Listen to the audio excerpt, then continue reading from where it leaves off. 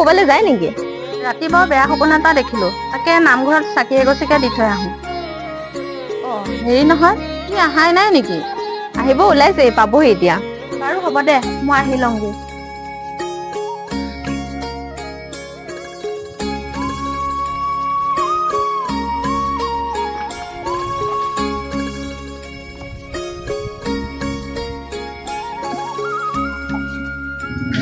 নামঘৰীয়া দায়িত্ৰী, নামঘৰীয়া দায়িত্ৰী, পেলালে নহয় বিপদত। কি হ'ল, কি ভাবিছে? নাই নাই, কিয় মাতিলি কচোন? নামঘৰলৈ বুলিয়ে ওলাই আহিছিলো, আপোনাক পালো যেতিয়া। নামঘৰলৈ কিয়? চাকি এগছি দিবলৈ আহিছো। দায়িত্ৰী লওক, ধুনীয়াকে জ্বলাই দিব।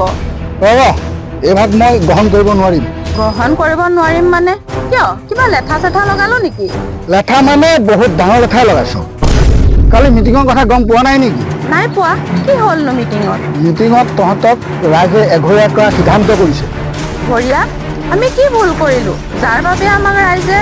মিটিঙততো পিতেও আছিলে, পিতেয়ে কি ঘৰত কোৱাগৈ নাই নেকি? মিটিঙৰ পৰা বাহিৰে বাহিৰে সি ফাৰ্মলৈ গ'ল, মই অহালৈকে সি অহাই নাই। বাৰু আপুনিয়ে কওকচোন। মোৰ এতিয়া দেৰি হৈছে, পুতেকে সুধিবি, পুতেৰে ভালকৈ ক'ব পাৰিব। কিন্তু মোৰ চাকি গছি। তহঁতক এঘৰীয়া কৈছে বুলি কোৱা নাই জানো? এতিয়া তোৰ চাকি গছি নামঘৰত জ্বলাই মই লেঠা বহাব নোৱাৰো। আচৰিত কথা, ৰাইজে আমাক এঘৰীয়া কৰিলে, যাৰ বাবে মোৰ চাকি গছি নামঘৰত লগাব নোৱাৰে।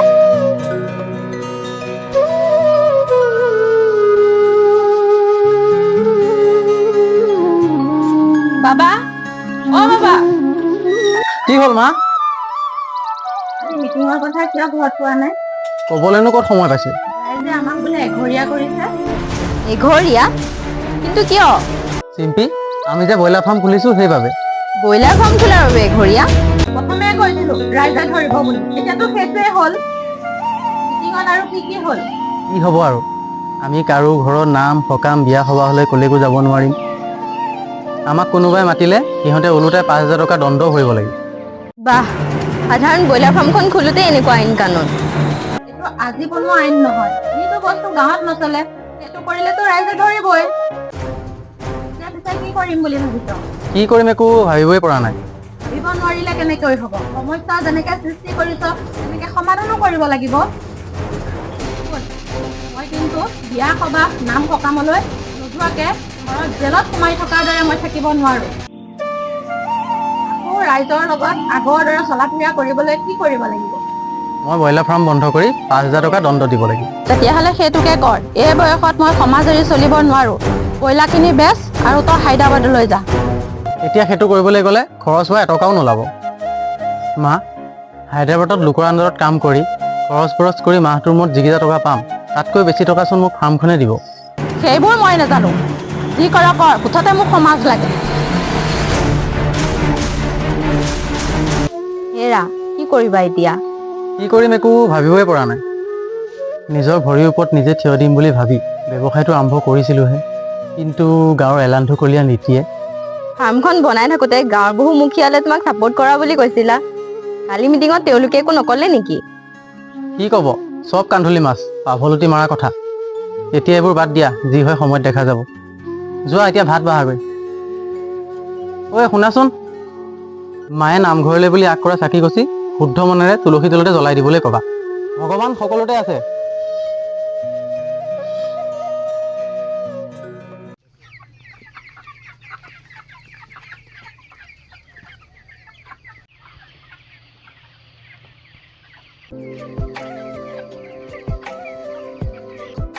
বাবা আছনে? তহঁত আহিলি দাদা, ভালনে? এইকেইদিন মই ঘৰত নাছিলো যে, সেইকাৰণে তোক খবৰটো পোৱা নাছিলো। এতিয়া পিছে তই কি কৰিম বুলি ভাবিছ?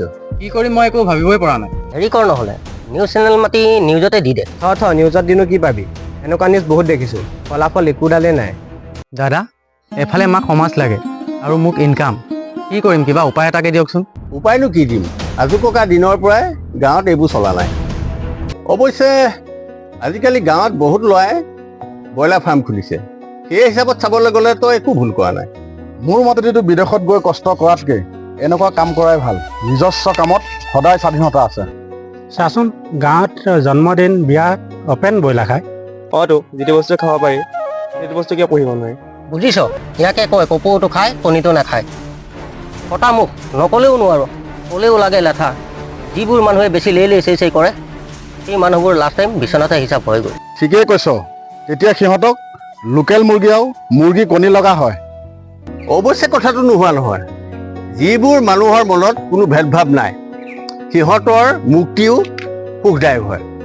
বাৰু এতিয়া এইবোৰ বাদ দে, আমি ল'ৰাখিনিয়ে লগ লাগি কিবা এটা সিদ্ধান্ত কৰিব লাগে। হয় দে, ল'ৰাবোৰ বেকাৰ থকাতকৈ এই বাবাৰ দৰে একোখনকৈ ব্ৰইলাৰ ফাৰ্ম খুলি লোৱাই ভাল।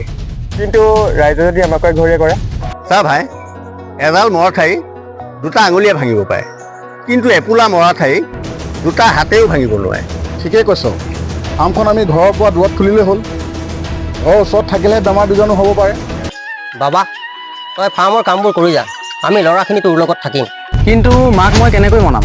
বাবা তই মাৰক বুজাবি, মাৰে ইমান অকৰা নহয়, আৰু আমি তোৰ ওচৰলৈ আহিছিলোঁ বুলি কবি। শুন, তই আজিৰ পৰা অকলে ঘূৰি হ'ব নালাগে, আমি ল'ৰাখিনি তোৰ লগত আছোঁ। বাৰু তই এতিয়া কামত লাগ, আমি কৰি থাকোঁ। তই টেনশ্যন নলবি, যা, আমি তোৰ লগত আছোঁ। হা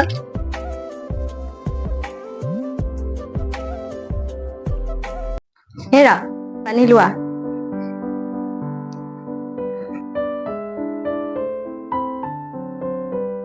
কি হ'ল, পানী গিলাচ খাওঁতেও ইমান কি ভাবিছা? ভাবিছো পৃথিৱীখন আমি ভবাৰ দৰে ইমান সহজ নহয়। চিম্পী, কলেজত পঢ়ি থাকোঁতে ভাবিছিলোঁ BA পাছ কৰি বহুত ডাঙৰ মানুহ। BA পাছ কৰিলোঁ হয়, চাকৰিটো নাপালোৱেই, বিদেশত গৈ থাকিব নোৱাৰোঁ, নিজাববীয়াকৈ কিবা এটা কৰিবলৈ ওলাইছোঁ, তাতে আকৌ ৰাইজৰ চকু। কি কৰি যে পেটৰ ভাত মুঠি মোকলাম একো ভাবিবই পৰা নাই। শুনাচোন, ভাল খবৰ এটাও আছে, তুমি মাক মাত দিয়াচোন।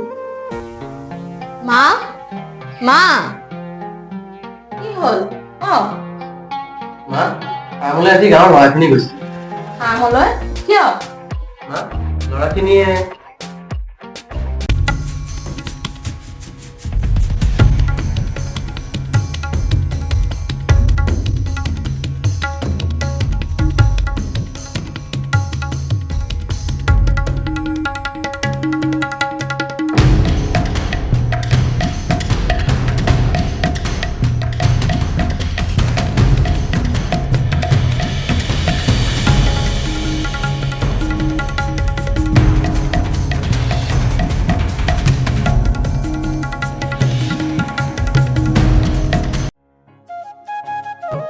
হয় নেকি? মা, ল'ৰাখিনি মোৰ লগত থাকিব, সিহঁতেও একোখনকৈ ফাৰ্ম খুলিব। ঠিকে আছে দে, ল'ৰাখিনিয়ে যদি সিদ্ধান্ত লৈছে ভালেই কৰিছে।